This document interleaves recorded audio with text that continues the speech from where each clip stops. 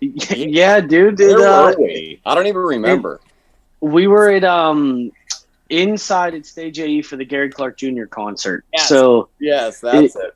I texted him like that night. I was like, "Hey, dude, I just ran into Brandon Moon like randomly at this concert." So Yeah, yeah, bro, man, it was Gary's a legend for sure. I was there because the dude that I TM for, DJ Afterthought, he's pretty good friends with Gary. He's known him for a long time, and Gary had him do like it was like an electro funk house kind of like DJ set as like one of the yeah. openers. Basically, he just kind of like asked him that day if he would do it, and it kind of worked out. So ended up there. But that was the second time I'd ever seen Gary play.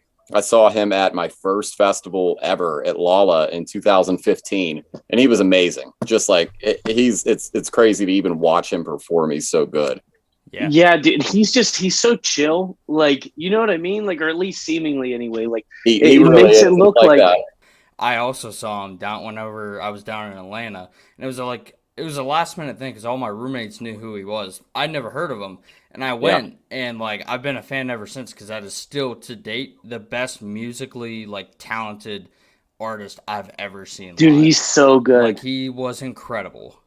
He's And, like in like, a league of his own. You know what I and mean? his versatility, bro.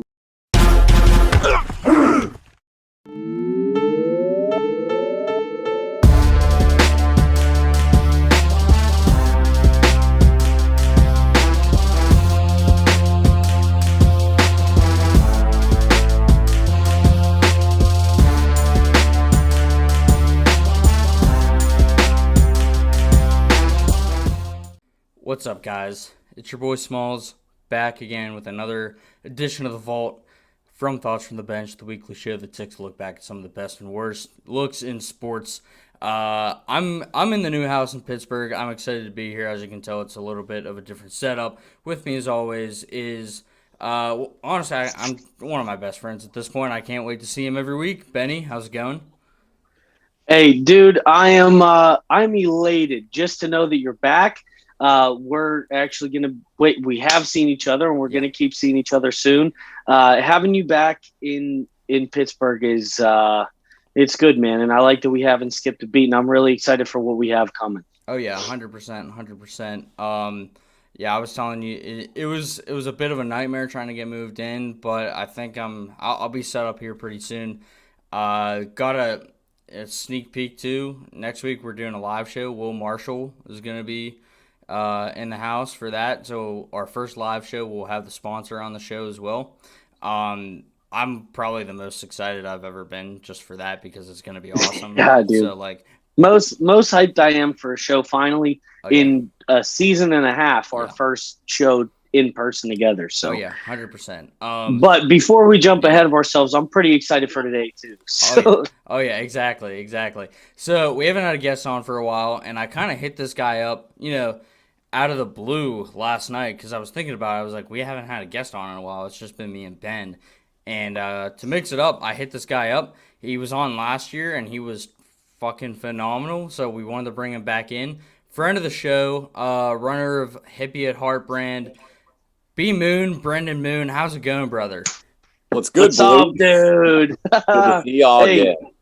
We are so happy, and especially you kind of coming on last minute, like Small said. So, dude, I mean, I know we talked before we started rolling and everything, but I think we really clicked with you last year, and I mean, kind of living vicariously through your social medias and stuff. Like, you're just somebody I think we both really get along with, and obviously, like, you have a great understanding of all things vintage and being a Yinzer too, with just the work that you do with Hippy At Heart and Randy Restock, like we talked and everything. You're like the perfect guest for us to have on. So for you to come back, to come on once, for you to come on a second time means like you didn't hate us that much. So, dude, for real, we can't thank you enough for coming back on. You guys are pretty unhateable. I don't think I could hate you if I tried. I appreciate that. I don't know if I agree, but I appreciate that. I appreciate you guys having me on, though, too. Like you said, we had a great time last time. Y'all are good people. I like chilling, like talking about clothes, like talking about sports, like talking about Pittsburgh. Here for it, man. Hell yeah. Oh, yeah. There you go. Let's get it. Speaking of Pittsburgh, we'll get into the Hippy at Heart stuff in a sec. Speaking of Pittsburgh, though, Kenny Pickett's a Steeler. How Hell about yeah. that? Hell yeah. I was I like pumped, it. dude. Listen, the city is split 50-50 right now. Yep. Into a certain 50. I could care less. I'm so pumped. Is a Yinzer of all Yinzers, like, this speaks to my heart more than any other move we've ever made. Okay. Yeah, I get that this quarterback class, whatever, to compared to the next. Nobody knows. None of you know a goddamn thing. We don't know anything. You just have to see what happens. To me, Kenny's a first-round graded guy. He broke all Dan Marino's records at Pitt. He has embodied being the hero of Pittsburgh the last couple of years, ever since he stepped in as a backup 4 or 5 years ago. Has a wonderful legacy at Pitt and gets to continue it in Pittsburgh.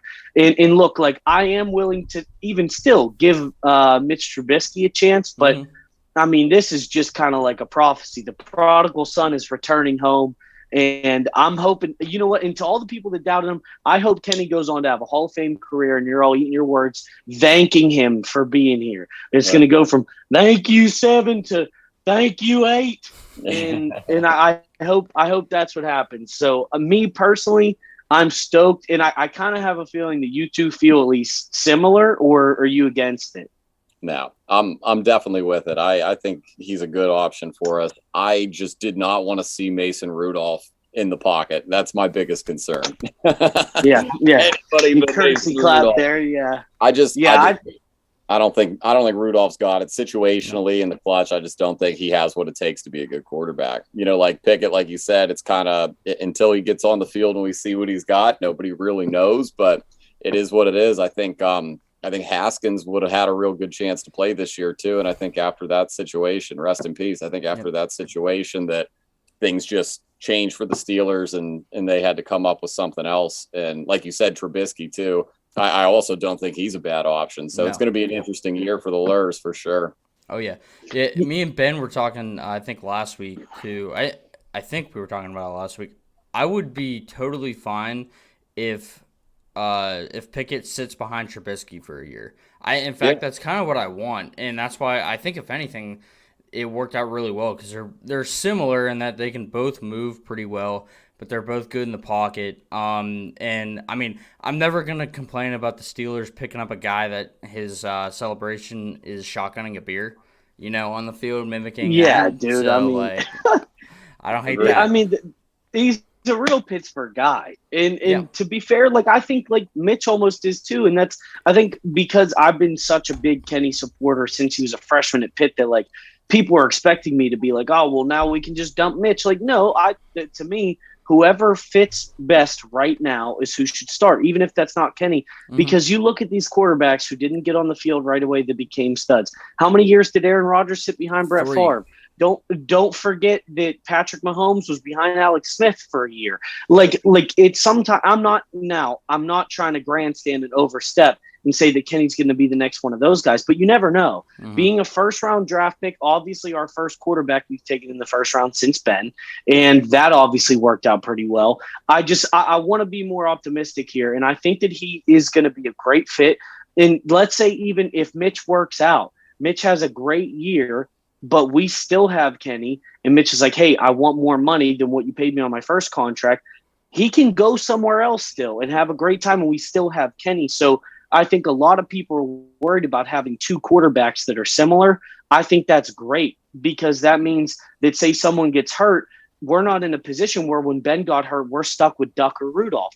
And we love Duck. Duck is friend of the show. Love Duck. But seriously, like, where Rudolph, Brandon was hitting on it. I'm not confident in anything that guy does. I wouldn't let him make me a sandwich. I just don't think that he's the answer. So, like, when Ben goes down, oh man, we're stuck with Rudolph. If Mitch or Kenny goes down and we have the other, I'm not worried at that point. You know what I mean? So I like the move. I'm all for it. And anybody who doesn't like it, well, kiss my ass. I don't care. Yeah. Like Small said too, like, I kind of hope he does sit behind Trubisky for a year. I think that's probably a good look. I don't think that's the wrong move either, but yeah, be interesting to see what happens. Yep. And then I also want to touch on the marathon of a game that happened last night. Pens Rangers.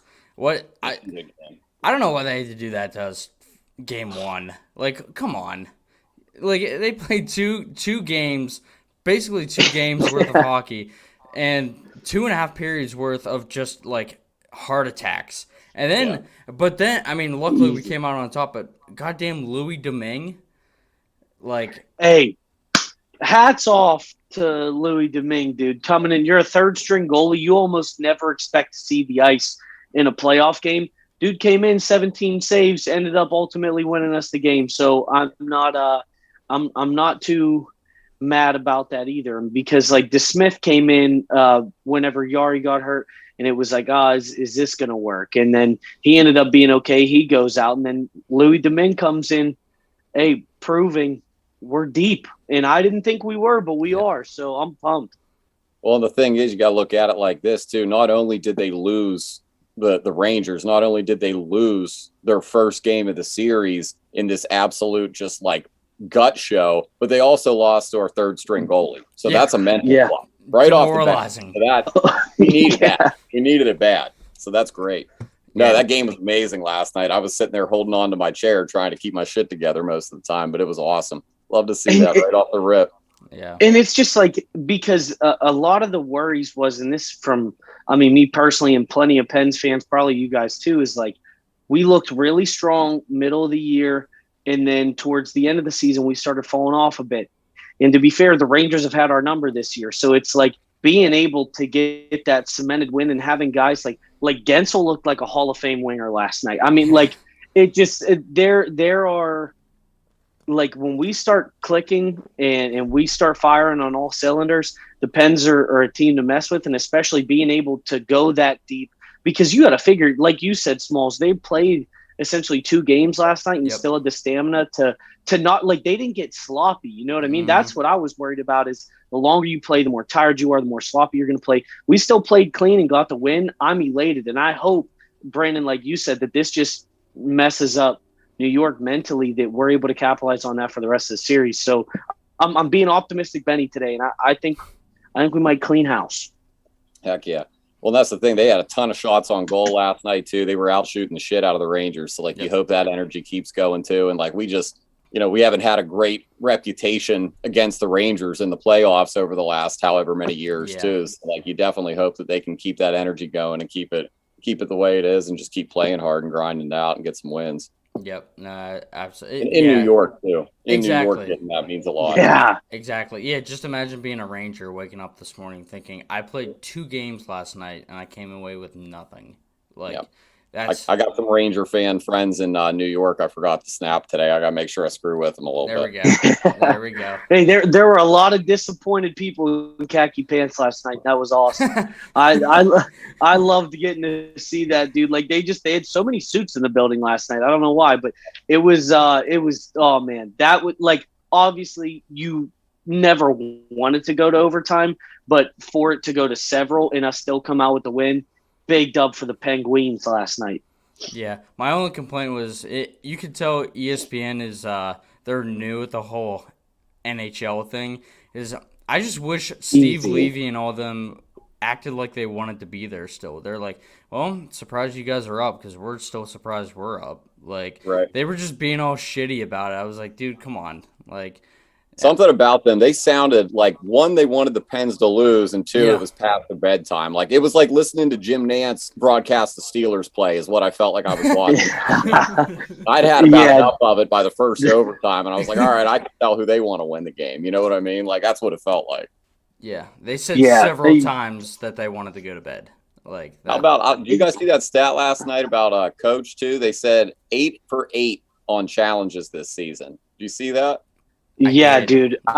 It is impressive in and of itself, but B, especially, I think, like, even with stuff like that, like, Brandon, I think there's something to be said about being in New York for that too. You know what I mean? Like, because that is, if you think about it, technically, aside from maybe in Canada, but in America, that's theoretically supposed to be the biggest market, right? Is in New York, and so they're on TV a hell of a lot, and they get a lot of league support and things like that. To be able to go in, get the win, and make that challenge that gets sent to whoever the hell or whatever, and then still be able to come up with it and not losing one this whole year. I mean, dude he's going balls to the wall, and I am all for it because I know I'm going to sound super privileged right now. Like this is going to make me sound like super hockey douche, but it's been too long since we won a cup. Okay. All these other teams just get up to our level. The Penguins, we are not used to lacking success for more than a couple years in a row. So I'm ready for us to get back on the train. And I think if we are able to scrap our way out of this series, we might have a pretty good shot at getting in the cup. I think so too. Absolutely. We won't, just so we don't go too long. Ben, Miami Heat up 1-0 playing the Sixers tonight. How you feeling? Well, luckily, Embiid is hurt.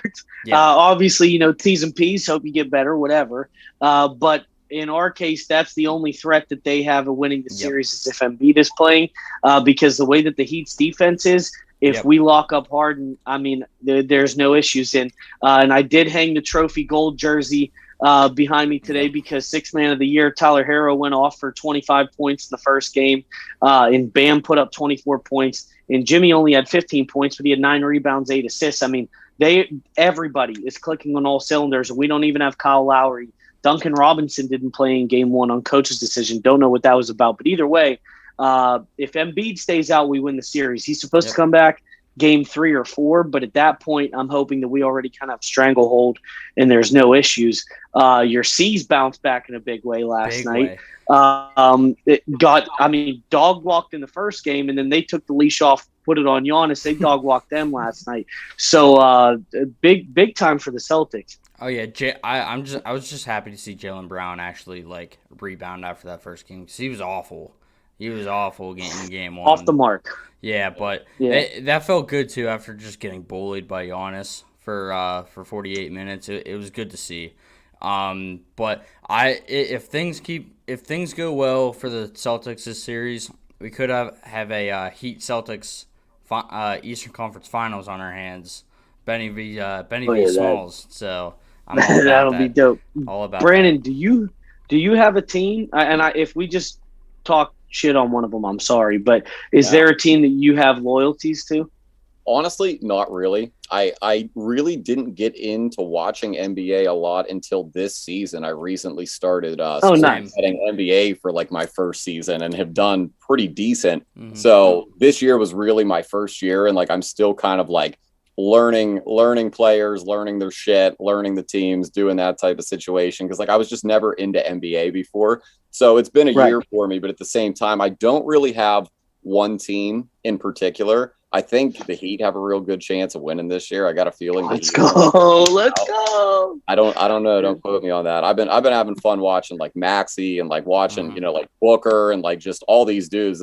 Even tonight too. Tonight's gonna be a good game. Hero, I think Hero's gonna go off too. So it's gonna be a fun night to watch basketball tonight too. Oh yeah. Yeah, dude. Well, I too. Especially we all grew up in Pittsburgh, so it's not where Pittsburgh is not a very big basketball city, at least there's a lot of people who play, you see it everywhere casually, but because we didn't grow up with a pro team, I think it's less imposed upon you to find a team. Whereas, you grow up in Pittsburgh, if you're not a Steelers, Pens and Pirates fan, then there's something wrong with you. But with us not having a pro team, it's kind of free reign. For a while, I think even though I root for the Heat, like you said, I find players that I like. And so if the Heat aren't doing well, I still root for them just because the league's real fun to watch. And when you don't have a city connection to somebody, you kind of get that free reign and to just enjoy it. And the betting thing, that is huge because that has gotten me into way more than I ever expected to in the last 2 years. So, gives you a reason to watch a game. Otherwise, if you didn't have a team or you didn't have any interest in watching it, it gets it exciting for you. It gives you a reason to sit down and enjoy it. So that's what I like about it myself. Yeah. No, and Brandon, I'm kind of in the same boat as you. I always casually watch the playoffs every year, but I was never really a fan. But just being close to Boston this past year and going up for a few Celtics games, it was infectious. So and because of obviously, I feel like a bandwagoner right now, and I get it. I definitely am. But, I was up there. I felt it, and just the season that they've had so far, I think I will be a Celtics fan for life because of that. I just know the atmosphere is insane up there. I So totally feel that. I don't know if y'all knew or not, but I lived in Rhode Island for 3 years, I guess I moved back about a year and a half, 2 years ago now, but I lived up there and I was in Boston pretty much every month too. mm-hmm. So same thing. Like I was kind of like a Celtics fan at the time. And it's not Yep. that I'm not now. It's just that I've come back to Pittsburgh and I'm kind of like, I don't know. It's something about me not wanting to attach myself to a New England sports team of any kind. Yeah. That's dude. My thing with it, where I don't want to like tell people I'm a Celtics fan, but like I do like the Celtics too. So yeah, no, and it's tough too because like I definitely feel that because I hate the Patriots, I hate the Bruins. Unfortunately, I am a Celtics fan now, and me and Ben are both Sox fans. Like that's like our second team, So like it does kind of suck that I have two New England teams on my resume, but I mean, all right. yeah, I know. If you're gonna pick two of the teams, I feel like I'd pick probably the better two. So for sure, I would say for MLB too, I'm like a Pirates and a Red Sox fan as well. There we go. I did kind of get back to the Red Sox when I was up there. After you've been in Fenway Park a handful of times, that place is infectious. It makes you feel some type of way, and the energy up there. Well, see, and I haven't. I was just a snot-nosed bandwagon kid who, like, I first started like really paying attention to baseball in 2004. Yep. Guess who won the World Series in 2004? The Red Sox. So as a little kid, I was like, oh, well, if the Pirates suck, which is always, like I'm going to root for the Red Sox. And so since then, I've just been like, I have no shame in admitting that I bandwagon the hell out of the Sox. So, but yeah, man, I mean, and it's cool. Like, I think too, but especially for you guys, because at least you were in the New England area. And Brandon, like you said, you've been to Fenway and things like that. So I feel like there's more reasons, whereas I just kind of hopped on. So yeah. Well, I was kind of in that same boat too with the Sox, where I lived in Pittsburgh my whole life, and I always liked the Red Sox because they were good. Dustin Pedroia is still my favorite player ever. But it was reaffirmed when I went to Sox Yankees at Fenway. Like it was it was game over at that point. So, and I hate the Yankees too. So Same. It's like, take the nemesis team against the Yankees. So that's got a thing to do with it as well. Exactly. All right. So talked a good bit about the sports happening this week. Brandon, wanted to get down and lob you a few softballs here. So if you could just reintroduce yourself to the people, what you do. You have the floor, man. Cool. So name is Brandon Moon. I run the brand Hippy At Heart. I make all kinds of clothes, hats, hoodies, t-shirts. I got basketball jerseys dropping here. I'm actually doing a pre-order next week, doing a pre-order on my new hoodies on Saturday. I also run the vintage brand called Randy Restock. I got a couple of stores in Pittsburgh that I've got Randy's vintage clothes in. I'm in the Ohio River Antique Mall on Ohio River Boulevard in Bellevue. I just recently moved into Bohem, which is another clothing store on Butler Street in Lawrenceville. I sell stuff online. I do all that kind of stuff as well. And then my other hustle, I'm a tour manager for an EDM artist, DJ Afterthought, as well. So keeps me pretty busy for the most part. Half the time I'm living out of hotels or, driving in my car and working off my phone. It seems like I don't stop, but I like it that way. It keeps me busy. I don't like being bored. So I have fun with it and I enjoy it. Well, we appreciate you coming on and making the time. And obviously, I mean, we both follow you on social. So I get to see how busy you are at all times. But I respect the shit out of that, obviously, because it's not like you were continuously busy just for some dead end job. Like you are doing what you want to do. You are branding yourself. You're being your own boss. You're creating opportunities for yourself and really getting to, in at least a lot of people's eyes, and I'm sure your own, kind of live the dream of where you're getting to sell. And I mean this in the most wholesome way possible, like pieces of yourself with what you design and what you put out and things like that. And then also being able to tour manage for an EDM artist is dope. I mean, because anyone who's been to any festivals or anything like that atmosphere is unparalleled to anywhere else you go in your life. I promise you, if you haven't, even if that's not your thing, try it out one time. And I promise it will be, because it's unmatched. So you being able to, build yourself up and then also, be able to do something that not a lot of people can say professionally, to tour manage somebody, and at least you're tour managing somebody that's consistently in pretty awesome environments. I mean, that is awesome, dude. So super pumped for you, and super happy that we're able to have you on.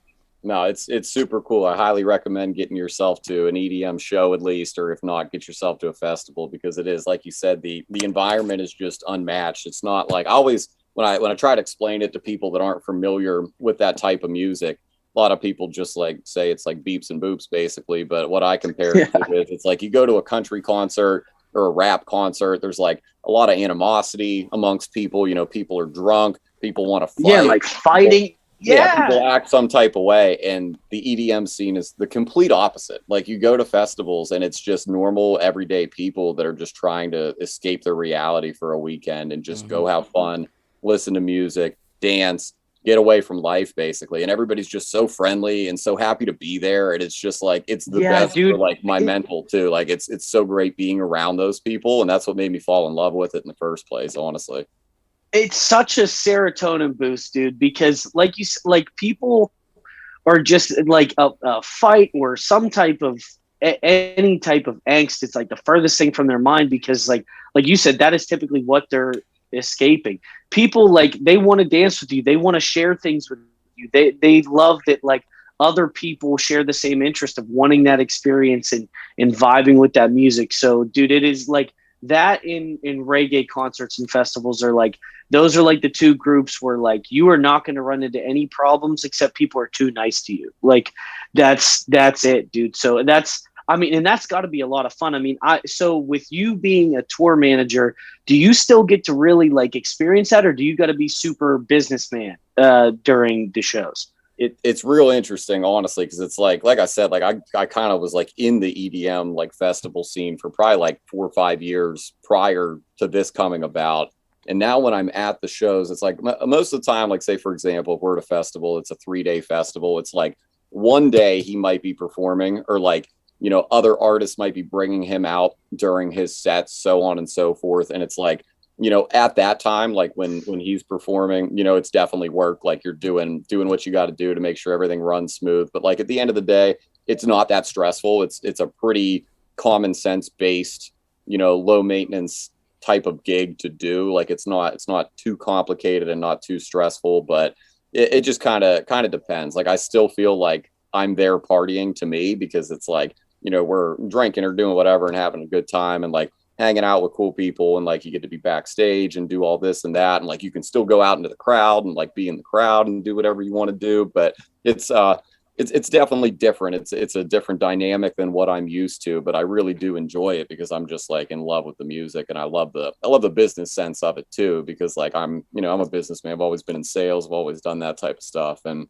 just networking and meeting people, and like, you know, meeting people that you've looked up to, and just like having normal person conversations with them too, because like, you know, like back to like, you know, the rap scene, it's like a lot of rappers and a lot of people just they act, you know, kind of head ass, or they act like they're too big for their pants type situations. But the EDM industry, a lot of the artists, they realize that if they walk into Walmart, nobody knows who the hell they are.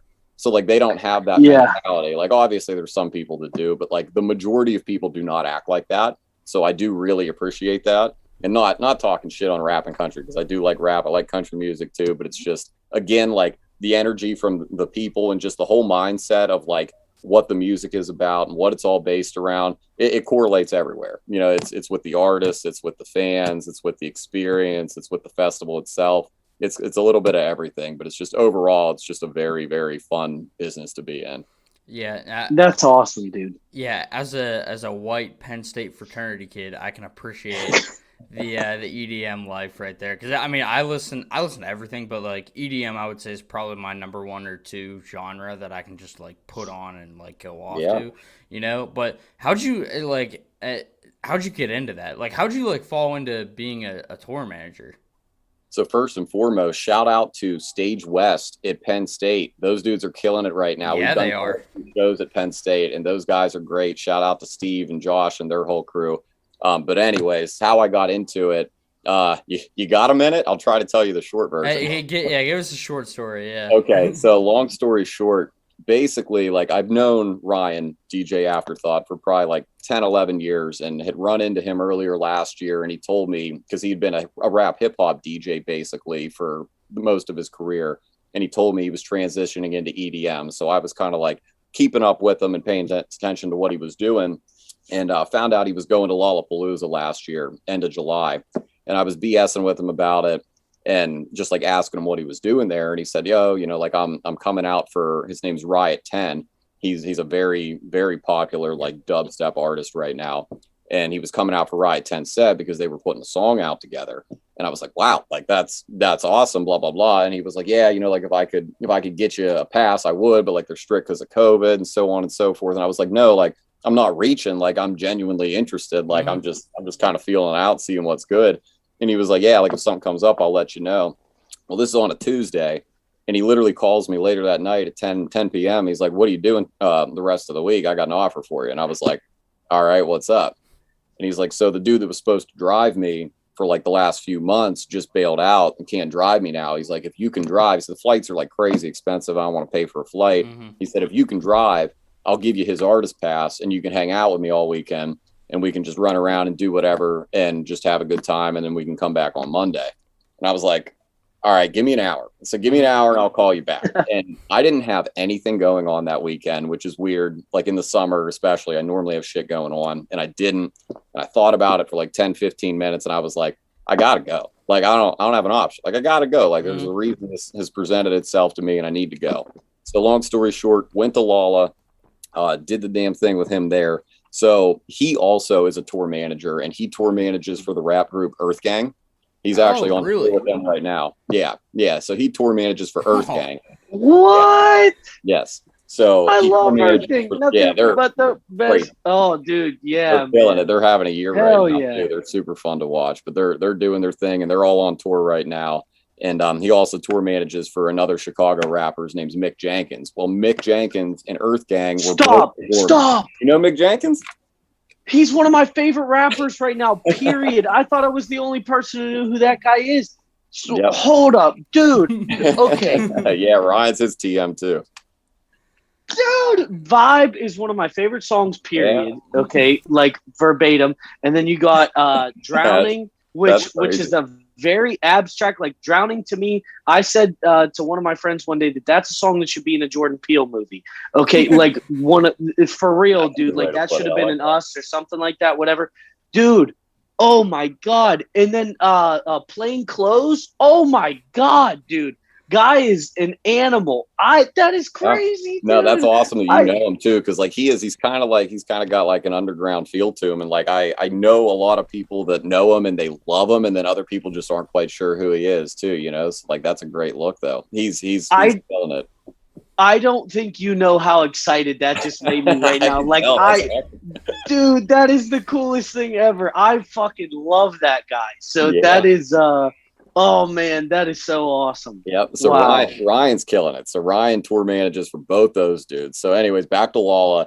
They were both performing. Earth Gang and Mick Jenkins were both performing at Lala. And Mick Jenkins was performing the same time, basically like within an hour time slot that Ryan had to be on stage with Riot 10 performing. And so like I ended up doing transport for Mick Jenkins and his crew of like 30 people, because they had to get them all back to the hotels and stuff, and Ryan had to leave. And I was like, all right, I'll handle it. And I got them all back safe and sound. Got the Riot 10 set. Didn't even see Ryan perform because I got there like towards the end of the set, and just like did other shit that weekend, like kind of helped him out. And he was like, yo, like you did a good job this weekend with this shit, blah, blah, blah. Like, you want to keep going to shows and keep going to festivals with me? And I was like, absolutely. Like, of course I do. So I kept going and started doing this in over a few months. And then, I think it was like September, October, he asked me to be his tour manager. So here we are. It kind of happened out of the blue. But again, like opportunity presented itself. If I wouldn't have went to Lala, none of this would have happened. So here we are. Well, hey, congrats, man, because that is professionally, that's a huge move. But obviously, like you can tell even just the way that you explain the story, like you obviously love doing it, you know? And I think like you being able to capitalize on knowing like, hey, dude, like this is probably a one-time chance, and for you to just be able to dive into it head first and keep doing it and keep killing it, dude, that is Well, that like is awesome. that's Cheers what I to went you, to college. dude. That's Thank awesome. you. Cheers.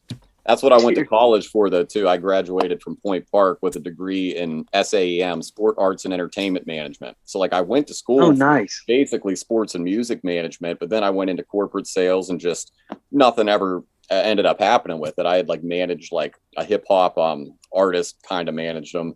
He was kind of unmanageable for a few months, like, when I was in college, and that didn't pan out and turn into anything. And then I just kind of, like, got out of it and then moved back to Pittsburgh and started doing the clothing line thing full time. And then it happened, and here we are. It's still hard for me to wrap my head around it. It's like, it hasn't even been a year yet. You know, it'll be a year and 2 months, and it feels like I've been doing it forever. But at the same time, I still feel like I've got a lot to learn. You know what I mean? Like, it's just one of those things. It's very common sense, but there's a lot of stuff that, like, you don't pick up on until you're around it too. Hell yeah. No, Hell yeah, dude. That's awesome. Earth Gang, that one was the one that, like, blew my. I gotta. What's his name? Mick what? Because Mick Jenkins. Mick Jenkins. I'll have to check him out. Hey, just by Benny's reaction. Yeah. He's amazing. He's very, very, very talented. Nice. I love that guy, dude. Oh my god, that's awesome. Spitting all his knowledge through this gap tooth. Oh, I fucking love Mick Jenkins, bro. I love that guy. Hell yeah, he's a very, very nice dude too. Very humble, cool guy. The Earth Gang dudes too. They're awesome. Very, very cool. Dude, and Olu, they're both very, very nice dudes. I was gonna say, anything that I've seen from Earth Gang, like, they seem like super personable, like get along with anybody type dudes. Yeah. And now Mick Jenkins, like, I've only listened to his music. I haven't seen him a part of anything or any interviews or anything. So I've only dove into his music. But, like, getting to hear from you, like, obviously firsthand that he's a cool dude. Like, you obviously, like, I mean, even if he was kind of an asshole, like, I'm still enjoying the guy's music. But, like, to know that they're a better person is also always something you want to hear about an artist you like.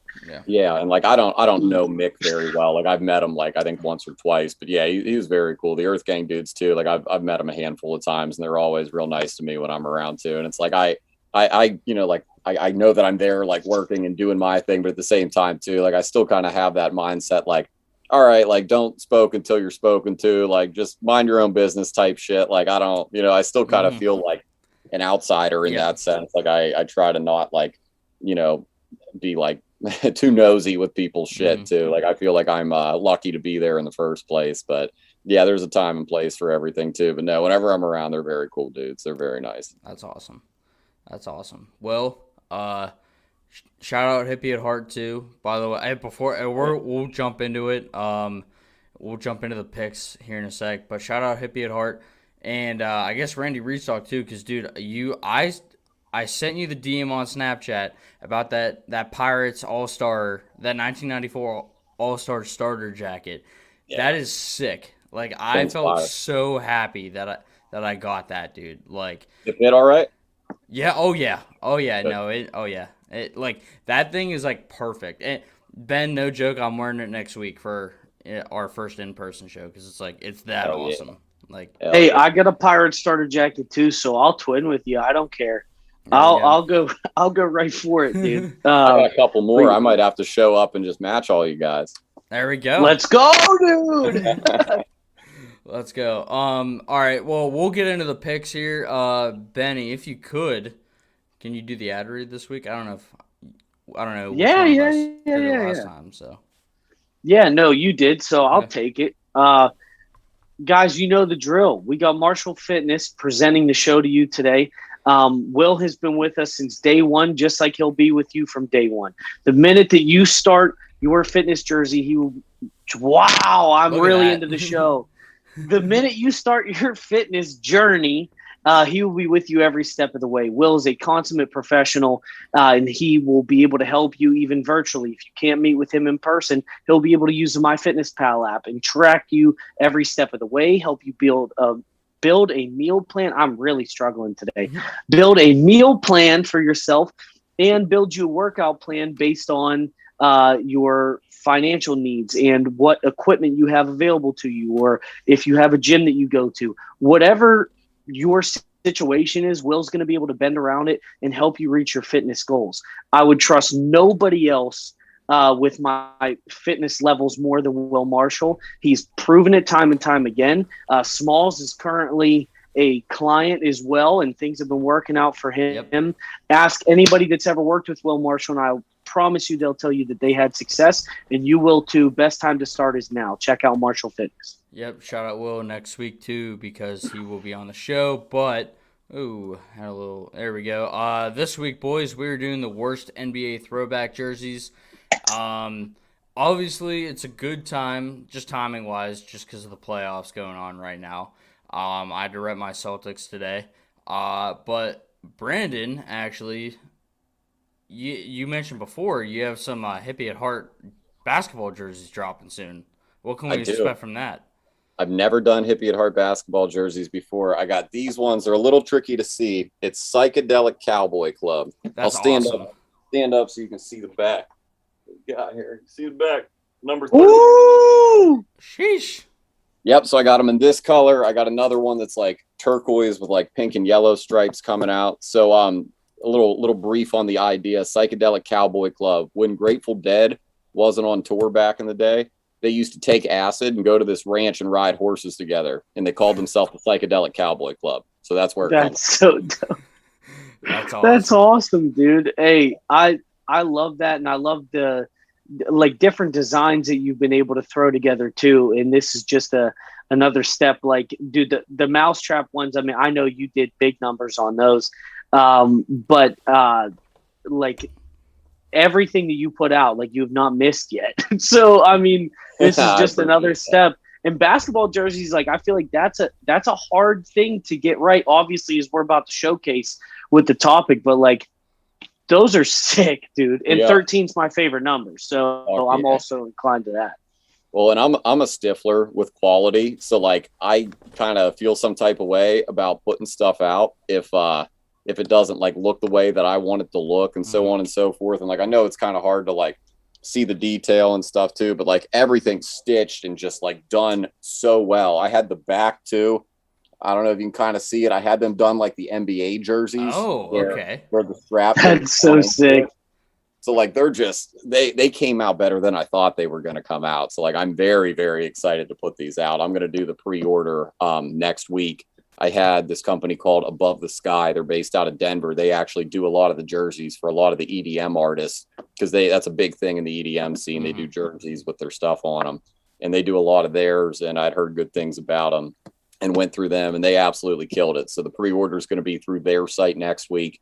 And I have that same logo, same front and back logo on 2 different hoodies. And that pre-order is going to be on the Hippy At Heart site on Saturday. I'm going to put out release info later, probably today. Let's go.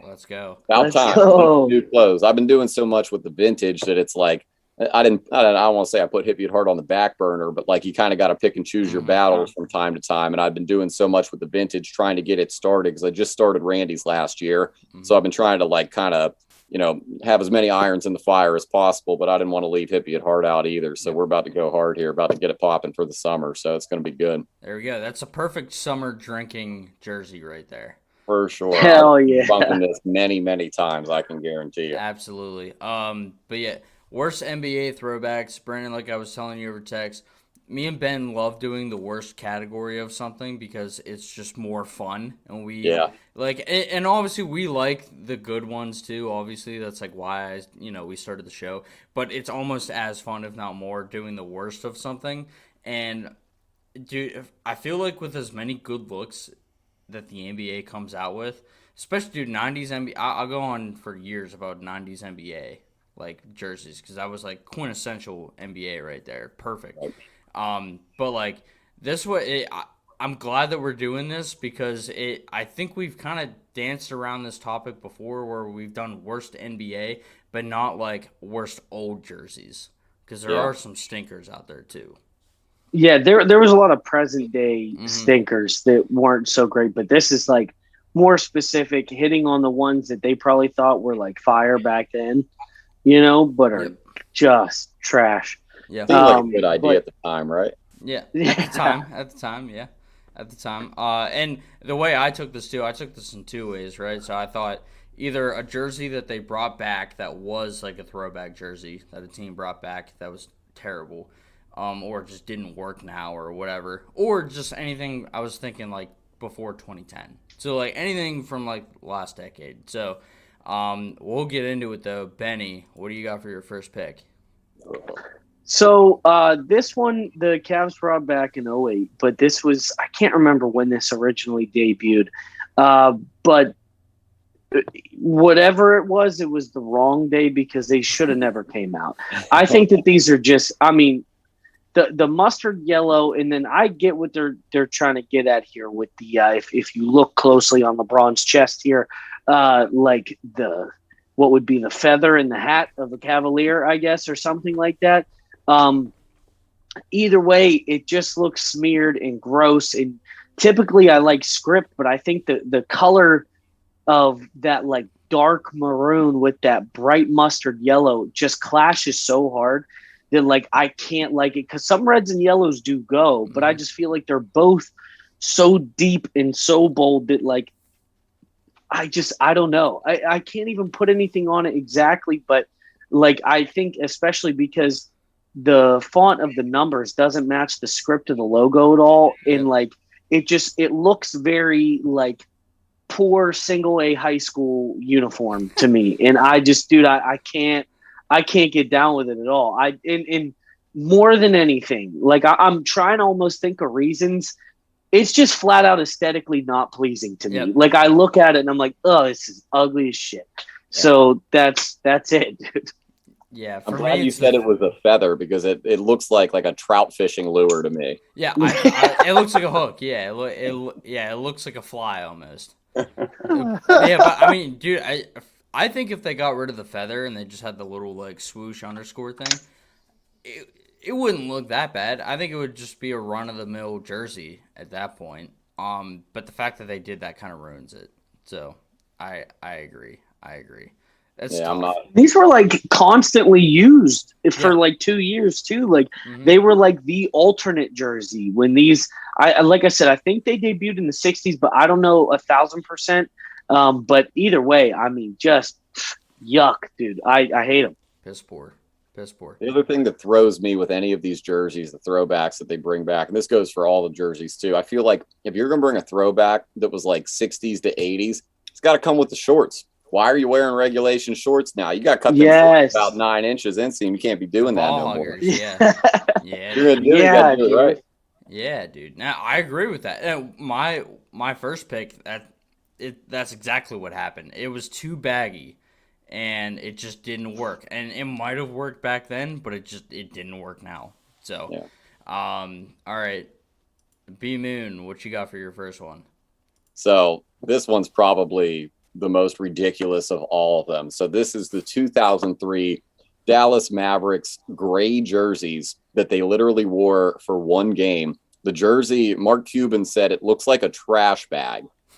And then it gets wet and sweaty, and it just had this like gross, disgusting look to it. And something about it to me just throws me off. Like, one, I think the lettering and the big letter to the side underneath that does not look good at all. The shorts look like shit, in my opinion. I'm not a big fan of those either. It was just like one of those jerseys that I'm like, who thought this was a good idea? Like, who decided to put this into production? And then they ended up getting rid of them like super, super quick. And now they actually, another reason I picked it is because the resale value on these jerseys are like absolutely ridiculous, because like nobody can find them anymore because they literally use them for like one game. And some of these jerseys are selling for like a few $1,000s. Like I think one was listed for like $6,000 on eBay or something. Jeez, and they're like impossible to come across now too. But yeah, it was just one of those jerseys that like it wasn't a good idea. When they got sweaty, they turned like a brownish color almost. Like they looked absolutely god awful, terrible, and I'm sorry that it even happened to the Mavericks in the first place. Yeah, it looks like a shit color version of like, have you ever seen the inside lining of like a Columbia jacket, like the shiny silver stuff? Like a shit color version of that. Have you guys ever seen the Instagram page Microwaves of Aspen, like the microwave like ski suits, like the one pieces? That's what it looks like. It looks like a microwave suit.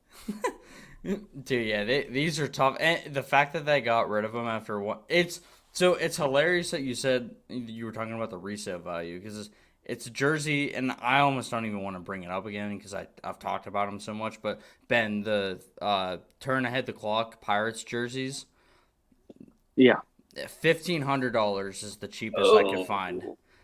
And Those because are fire too. I love yeah, those. you know those. Yeah, I love them too. It's so bad that it's almost good, and that's why I love them. But like, same thing here. I just don't know who greenlit this.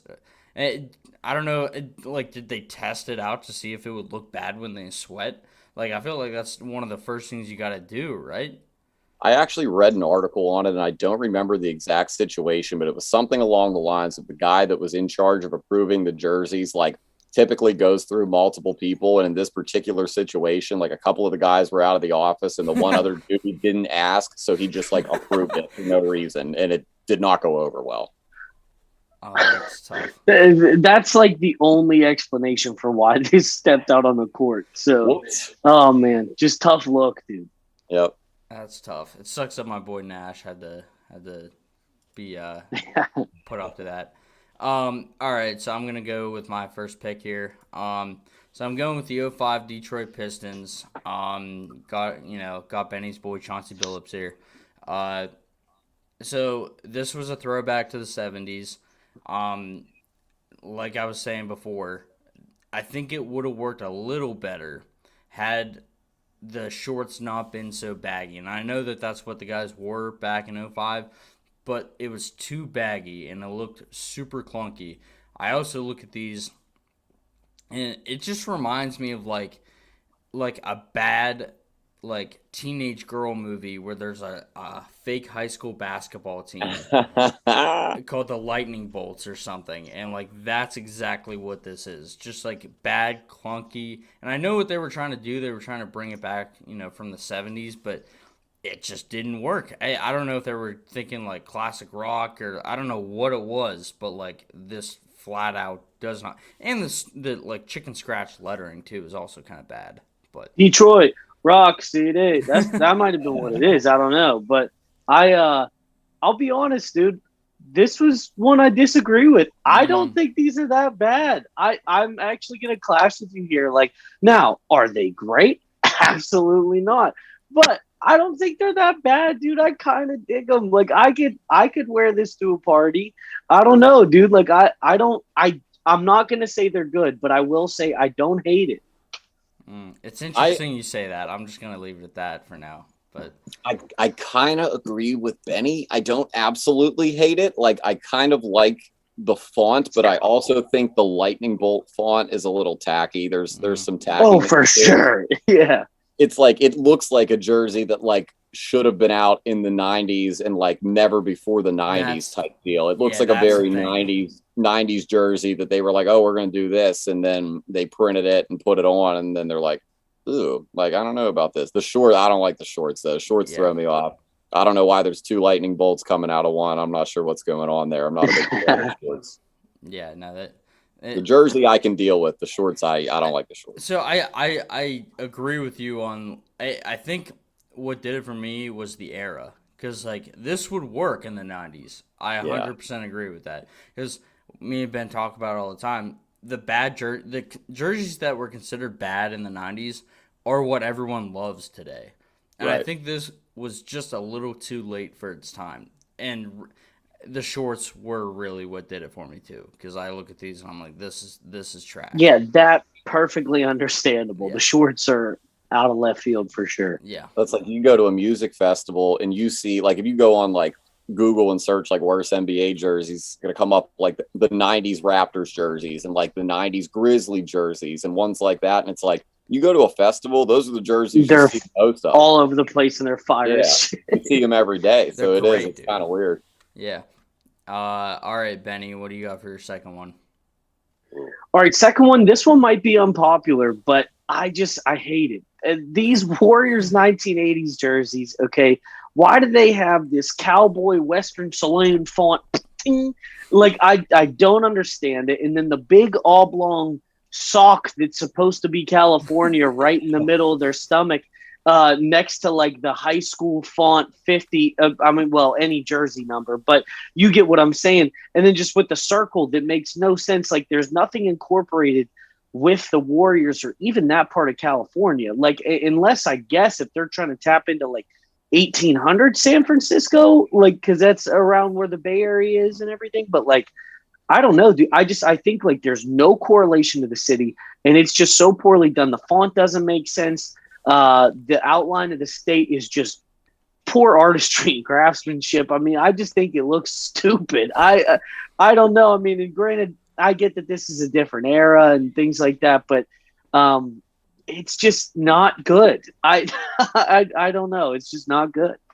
It looks like the designer used like a Dallas Cowboys font generator, and then they took the Cowboy logo and like put it on there too. There's just too much going on for me. Like the circle, I could do without the circle. I don't like the circle at all. Like I get that it complements the sock, but like it doesn't look right. I'm just looking at myself here. Yeah. I mean, but like you said, like that's got to be the only reason either are in there, like, because the circle makes no sense without the sock. The sock would make no sense without the circle. And to be fair, together, they don't make any sense. So they just make more sense than if they were by themselves. But yeah, and even just like the curvature of Warriors almost goes like too far. I think like they made the word too wide, and it goes like almost back into the armpits. Like, I don't know. I just think it was poorly attacked from the get-go. And I mean, it's just tough look, dude. At least the Warriors got kind of cold unis now, but like then, dude, this was not a good look. Yeah, so they have I don't want to say similar logo, but they have the circle now with just the bridges, right? But it's less in your face and less cowboyish. You're right, Ben. I don't know what they were going for there. Like San Francisco or Oakland or wherever they were back in the 80s, it's not like a big cowboy area. It's not like a Western area. We're the Warriors of the OK Corral. Like, I mean, what the hell were they doing, dude? Like, it just, like you said, there's no ties to anything like that. Like I'm expecting them to come out in assless chaps with a spittoon at the end of the bench. Like, I mean, like the way that this looks, dude, it is just setting yourself up for like I'll be honest. I know we got 3 people, so I'm trying to make the picks quicker, but I could go on for an hour making jokes about this. This is just the worst, dude. Yep. Yeah, I think it's the placement of California for me. Placement of the sock. It's just not aesthetically pleasing. So, all right. I like the shorts, though. Yeah. Like the shorts. B Moon, what do you got? All right, so this actually, it says 2005 Pistons, but this was 06 to 07, and you had 05. The Pistons had a bad couple years there in the early 2000s, so something about these jerseys I just absolutely hated. The blue on, like, the side was, like, this, like, gross silky material, and the Pistons lettering and the numbering is just so bland, and I always hated that V-cut right here where they did the embroidery stitch across like they did on these ones, and just something about them just never looked good to me. Like I remember watching like Ben Wallace and like Richard Hamilton playing in these two, and it's like that team itself was like such an era at the time, but I just always thought the jerseys looked like shit. Like they just did not match well. They just like they didn't flow at all. Like even the white ones, they had white, they had red, they had blue, they had all these different colors, and they all look like shit to me. That's it. Dude, I don't even know the background behind it. I just personally hated these jerseys. I have a blue Pistons jersey that's Ben Wallace just because I love Ben Wallace. But these specifically, bro, as soon as these flashed up on the screen, I couldn't help but like laugh. Like this, and I might be the only person who gets this. I'm really hoping I'm not stranded here, but well, I'm just going to throw it out there anyway and hope you guys know what the hell I'm talking about. Okay, so when I was a little kid, there were like pajamas, okay, that made you Spiderman. Yes. Right? Yeah. Like they were kids' pajamas that made you look like Spider-Man. And I don't know if it's just the way that the blue and the red are fanning out in this picture of Tayshaun Prince, but like, bro, like it just makes me think like me coming out to my parents and being like, pew, pew, no, you know what it is? You know what it is? No, because the pajamas you're talking about, it had the webs in the armpit, right? In the armpit. Yeah. That's why I completely see, because he kind of has that going on with how it like flares out on the sides there. Yeah, and like the color scheme, obviously, the red, white, blue. If there was some black in there, they would be Spider-Man. But I don't know. Like Brandon, as soon as this came up on the screen, like that's the first thing I thought of, dude. And I'm really happy that at least it at least got a good pop because I wasn't expecting either of you to know what the hell I was talking about. It's like a base jumping squirrel suit almost. Is what yeah, dude. Know exactly what you're talking about. I don't think I ever owned them, but I definitely know what you're talking about. Nah, I for sure did. But well, so Brandon sent me his picks last night, and Ben, I didn't send them over because I knew the Pistons, or at the very least Ben Wallace during this era, that was like your team, right? Well, I loved just like the players on definitely really that team, I guess, because I love Chauncey Billups. Yep. Rip Hamilton was a dog, and he was the only guy wearing a mask back then. Ben Wallace was one of my favorite players because when I was a little kid, I was like, oh, his name's Ben, and he has an afro. He's cool, And so I was like, Rasheed Wallace was a dog. They're just they had a really good squad back then. Tayshaun Prince, not to be slept on either. Antonio McDyess. Oh, dude, they in 04, they defied a lot of odds too, winning the finals that year. So I definitely like these teams, but I'm not gonna sit here and defend their style choices by any means. They had good players. Two picks from that team, or I guess 2 consecutive years there. So that's I didn't send it over because I was like, dude, this was Ben's team. I know this was Ben's team. I loved the players as a kid, but but the looks were always trash. I mean, I'm not gonna defend that at all. Okay, it was a moment in time, to say the least. Yeah, that's for sure. All right. So let's go to my second pick. Going with these almost got stolen. I just want you to know. If you didn't put these, I was throwing them on. Yep.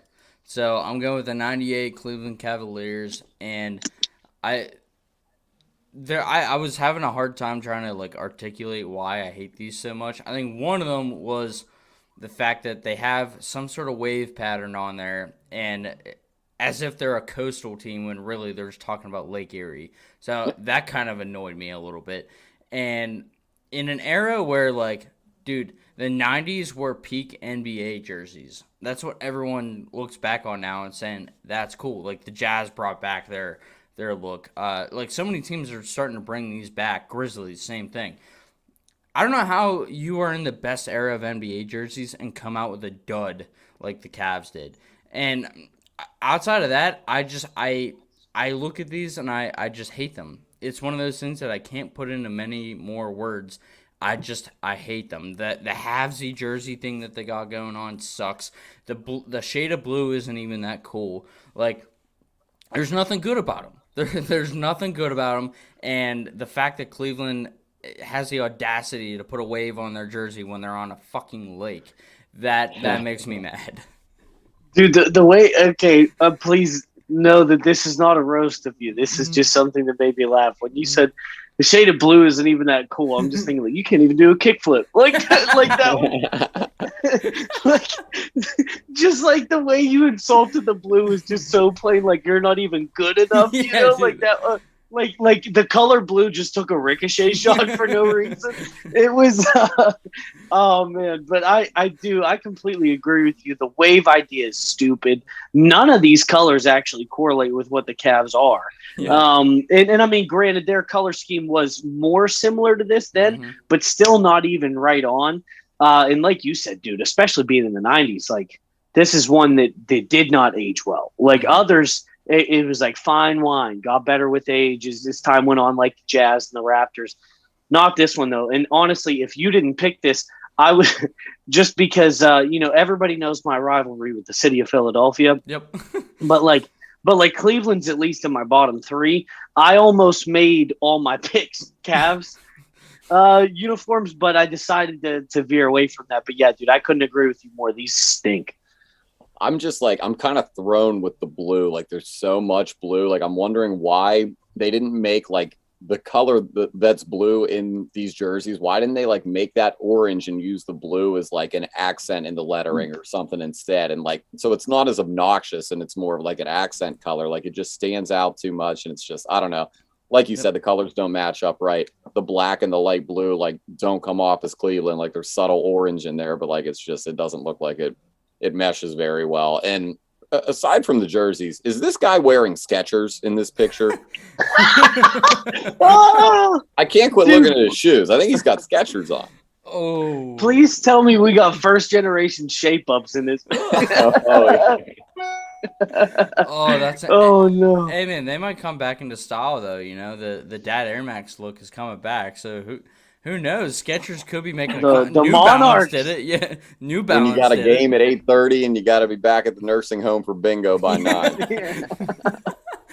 Oh, dude, that's great. Well, so like they did have other versions of this one that like it was the same color scheme, but the blue wasn't as obnoxious. It was used more of an accent. That was their away jersey. But like even their home jersey this year, it was just white, but it's still the waves. So it wasn't like the home jersey was much better. It just I don't know, dude. It just I wish I could put it more into words as to why I hate these. They just suck. Like everything about it sucks. No, they suck. Yeah, you really don't even need to explain it. I think we're all in concurrence here that these just blow, dude. Yeah.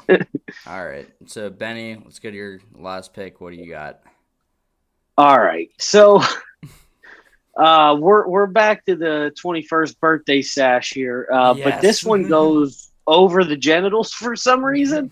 I don't understand what the game plan was here to just put 3 stripes across the bowels. And especially, like, I get that franchises move, right? The Houston Oilers became the Tennessee Titans. The Montreal Expos became the Washington Nationals. Things like that happen, right? But to go from being in Buffalo, New York to L.A., that's a drastic change, right? But I think that these uniforms had to be the reason they were like, let's go across the country and change everything because these are so bad. The logo is dumb to me. They were the Buffalo Braves when it looks like that B is like a spaceship with a flame behind it or something. Like I don't looks get like the Bridgestone the logo. Yeah. Yeah, I don't get the logo, the colors, and like I like for if and when Orange can play, it just doesn't. It's like, and maybe it's because Elton Brand was sweating bricks out there, but I mean, this just looks like super bad. And this looks like if the Bengals made a basketball team and Boomer Esiason was in charge, like this is what I think would come to fruition here. Like it's just so bad. And the logo being in the stripes, it gets lost a little bit. Yep. But then that bland ass basic Arial font of Buffalo under the tit, and then with 42 up there in the basic font too, like this is another like high school level effort into an NBA jersey, and I don't understand it. It's just this is a train wreck. It almost reminds me of those Wizards jerseys. I think they were like 2015-16 that had like the J. They were like Baltimore Bullets, like commemorative jersey. We'll get to that because I didn't want to say anything. Yep. I was wondering why. I was like, I've seen that before. Yep. No, yeah, these are bad, dude. Like I don't know. So my last pick, we basically just talked about it. The shade of orange. It's in there. Yeah. Hey, Brandon saw the future, man. He knew what we were doing. No, I saw a text yesterday. I couldn't figure out why I hated it so much, and that's why. Well, yeah, it even like the stripe is bland. It's like a birthday sash, but after the girl comes back from the bar. You know, where they're it's just sunk. Like something about them like doing too much with the stripes. Like I don't like when they like try to like make the transition from the jersey to the shorts too, especially when like every player wears their jersey different. Like some wear them baggy, some tight them. Oh my gosh, can't talk. Tuck them in as tight as they can. And so like everybody's jersey looks different too when they have the stripes like that. So I don't know why anybody's ever thought that was a good idea. Right. Agreed. Yeah, I mean, tough. It's just like, because you want to, I get that you want to make it different, but then if you're going to do that, don't make them things that you're attempting to correlate, because there's always going to be something that goes wrong. So, yeah, dude, this is just, to me, like, I don't know. It's up there for potentially my least favorite period. This is just bad. These are tough. All right. I hate it. All right. Yeah. Yeah, these are tough too. These have made an appearance on the show before, but like I'm glad you picked it because I can't stop talking about how bad these are. So I wish I'd like didn't kind of look like this guy here, number 52, whoever the heck that is. I don't know. Again, back to like it looks like a High School Musical, like Hollywood movie jersey. Like these do not look legitimate at all. The colors are absolutely terrible. I hate the gold. I don't know why you would ever do something like that. The stripe too, that like goes around the one arm and not the other arm. Like, absolutely hate that. And like the logo just does not look right with the letters up there. There's just so much going on with these jerseys that I can't stand, that it was overwhelming to me. Like this has to be my least favorite out of any of them because they just look so bad. Yeah. I think last time we talked about these, it's been a while since these have come up. It was over a year ago at this point. I think I remember saying that this reminds me of a Burger King crown. You know, like it's just that gold with like the shitty purple, and like I don't know why teams try to go with a non-symmetrical thing. You know, like it's got to be at least somewhat like consistent, not just like a random, and of all places on like the arm, like that just doesn't make any sense. The other thing that throws me with the K with the king is like it looks like there's like a little question mark coming out of the left side of the top part of the K. Like, and it's like I don't know where this font came from either. Like who designed this? It looks like an H almost. It looks like the Hings. Dude, old buddy that you said you kind of looked like old 52 right here. This big lumbering white dude with the sweatband on with the stripes that they have around the shoulder looks like he's part of a roadie crew for a band, and he's got cables wrapped around his arm. He's like, all right, we got to set up now. The show's in an hour. You know, like that. He's a big Applebee's 2 for $20 guy, I can tell. Oh, dude. Hey, but to be fair, me too, dude. I can't even talk shit. It's a great deal. Dude, he's the type. He's like, hey, we're gonna go chase some strange down there at Applebee's. Like that's exactly that is right. That guy. Two chicks I don't drink no Bud Light. Yeah, come on, give me a Brutus. Oh, man. Dude, he is something else. I do not mean for this guy to get as many shots as he's taking right now, but when you look like that, dude, there's gonna be consequences. But the jersey sets them up even worse. Like these look like this would be like the opener to like the next like B-rate Magic Mike type movie, like where there's a girl with like a basketball kink or something. Like these look so bad. The silk, the full gold, and then the stripes are on one shoulder with the correlating stripes on the opposite leg. Like enough already. You know what I mean? These are just, oh dude, these are so bad. Like I mean the worst. Yeah, these are tough.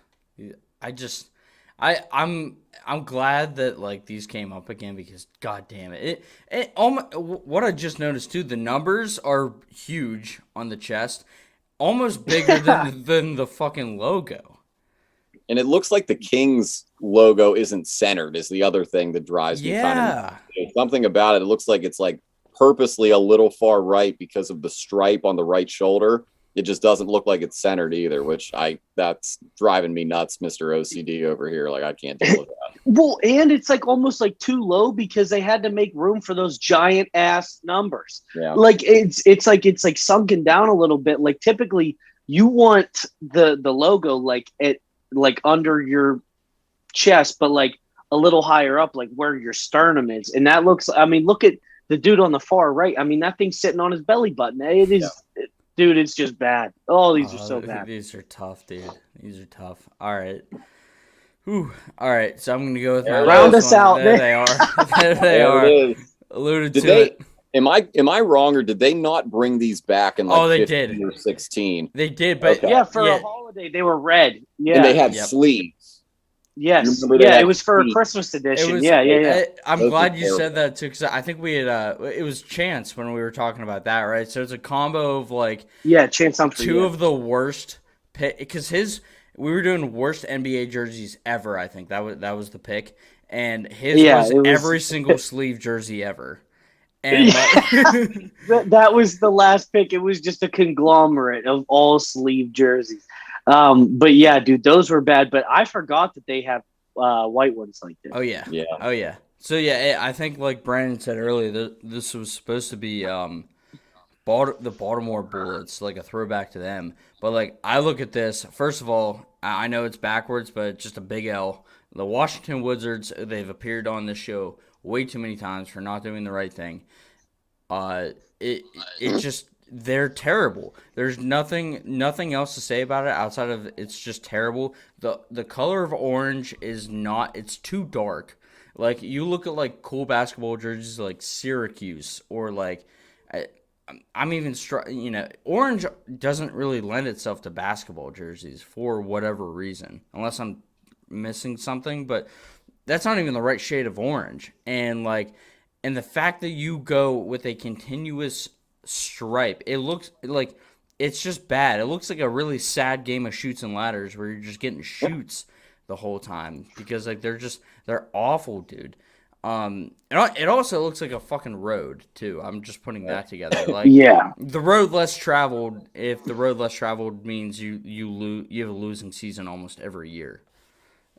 Yeah, you just go down the chest and take a sharp right turn at the ball sack. That's this road, dude, is like, oh, it's so bad. And Brandon, I mean, this just keeps coming up. Anything going from the jersey to the shorts is like almost always a complete and utter mistake. It can happen. Smalls, who is the other team like next to them too? Because Chicago. That's awful. Also, Chicago, yeah, that was another. Yeah, those good are one. also terrible. This is a That 2 for 1.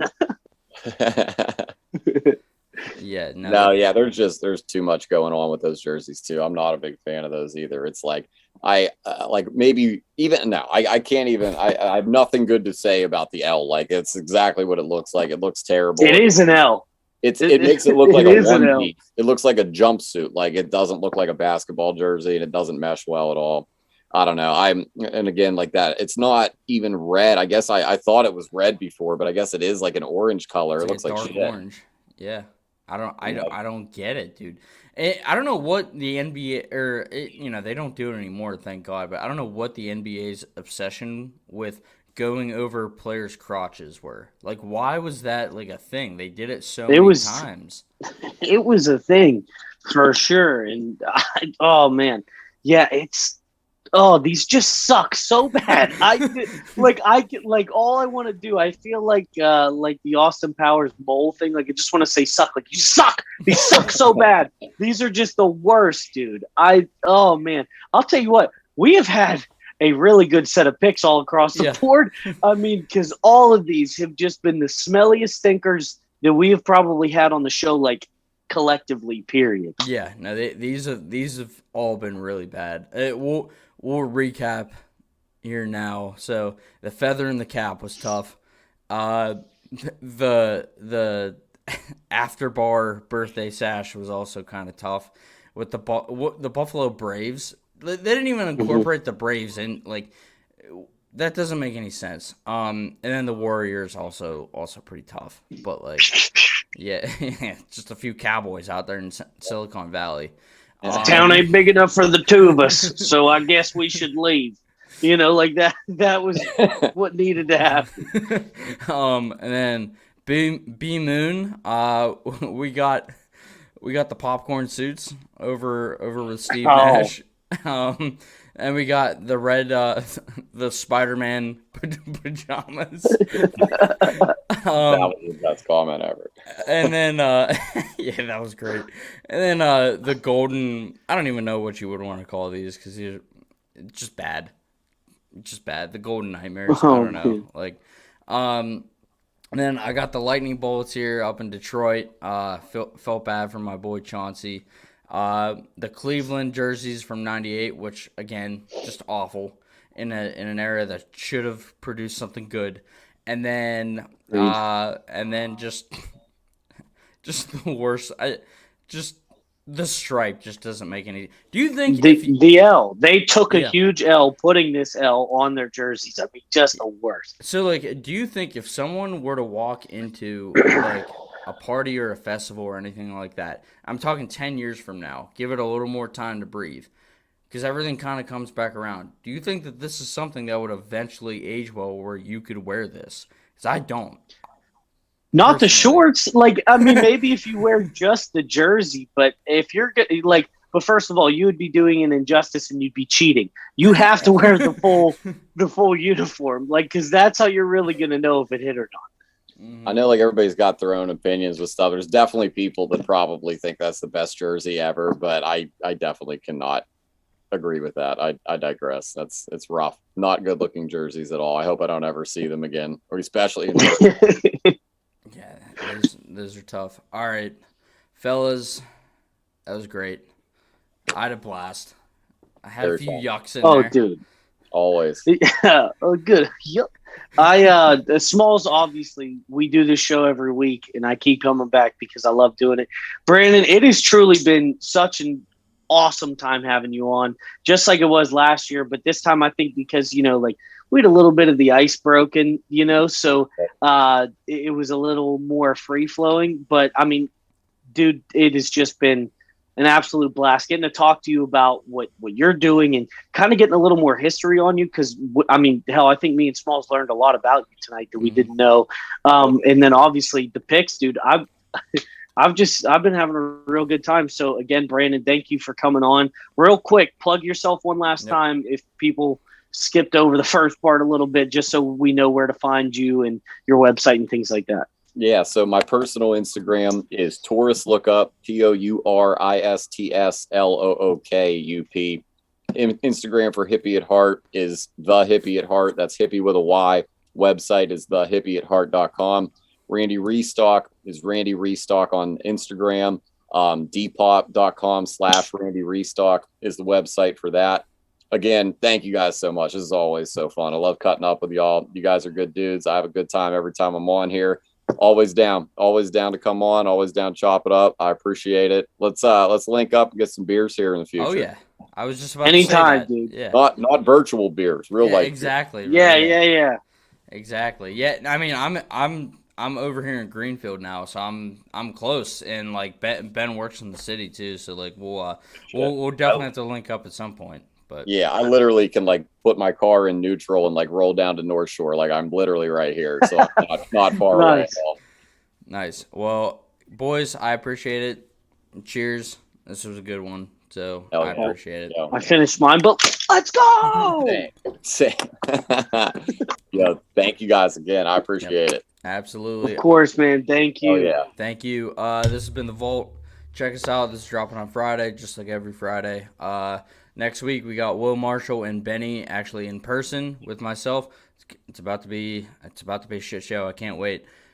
Until next week, peace.